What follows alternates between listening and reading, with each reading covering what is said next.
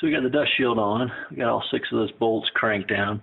Now we're going to put the rotor back on. Before we do, I just want to take notice right here. I'm not sure if you can make it out in the video. There's a groove. I'm going to point that out here in a second. So let's see if we can do this one-handed and take the rotor. There we go. Just push it onto the spindle. Ended up pulling the bearings out, or the front bearing out, just to give it a little more grease. It wasn't time for it to be greased, but I'm here anyway, so I did. The rear bearing I did not. It's got the seal in the way. I just didn't want to mess with pulling it out. Okay, next, so we put the bearing in. If you look at this next washer that will go in, and that little tab on it there, let's get a different background to contrast it. This tab here is going to slide into that groove that I pointed out a second ago. No worries about finding the groove. You can't get it on any other way. Okay, next, we're just going to go in reverse order. And we'll get this washer, or pardon me, this nut back on.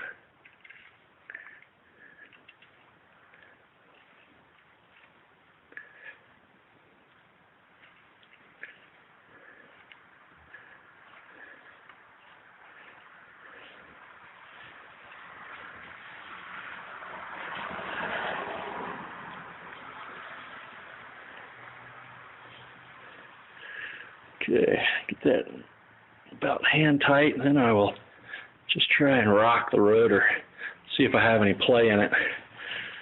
If I do, I'll crank it some more, but I was able to rock it a little and get that down. If you go too tight on these, if you torque them down too tight, I won't allow the bearings to work properly. You'll burn them up quick. Okay, so next, we'll go back and grab our other washer that's got the tab in it as well. This one, looks like this was done after the fact. It's got a little bend in it, which really helps you to know you got your washer in the same spot that you had it last time. Not your washer, sorry, your nut. The nut we just put on, because it's going to this is going to go in the groove, and that fold is going to go over the nut, and I do not have it perfect. So I'm going to pull that washer back out and adjust the nut until that sits on there right. All right, here's my assistant Drew. She is doing the video, a lot of it for me today. All right, let me hand this back over to you. So actually the nut from before was in the right spot. I just didn't feel that way when I was using one hand. So now we'll take this last washer. This series of washer, nut just makes sure everything stays where it should. And with these grooves here that I used before with the hammer and the screwdriver. Oops, one second. Okay. I'm gonna put this back in and just use this to tighten her down good. Again, you don't want to yoke it too tight. So just to make sure you don't mess the bearings up, but that feels pretty good there. Back out. And again, I'll work the rotor, see if it's got any movement in it. Not spinning wise, but this way. And we're good there. Okay. Next piece to go on is part of the hub. And that's going to sit there like that. Now we're going to put our, next we'll put our clip back in. There's a groove there that has I can't see. I'm going to work it out a little bit with the screwdriver. Okay, there we go. Hold it really still. Okay, next we're going to use the tool again to spread this clamp or clip.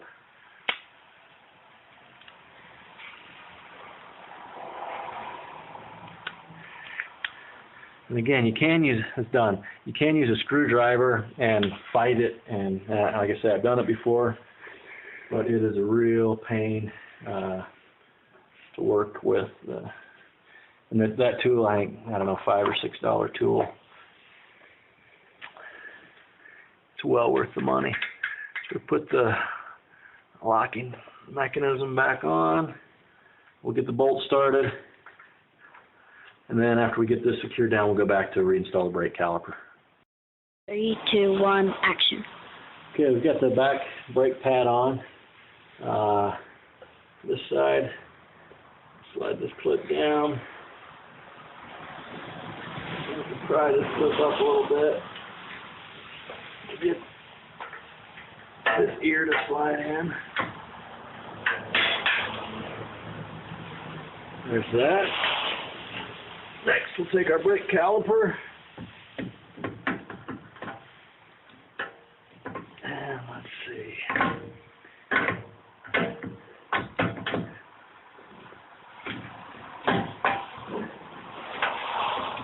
So I slid the top in first at a bit of an angle, and then the bottom slid into place. And next, we'll come in here and tighten these bolts back in on both sides, and we'll be good to go.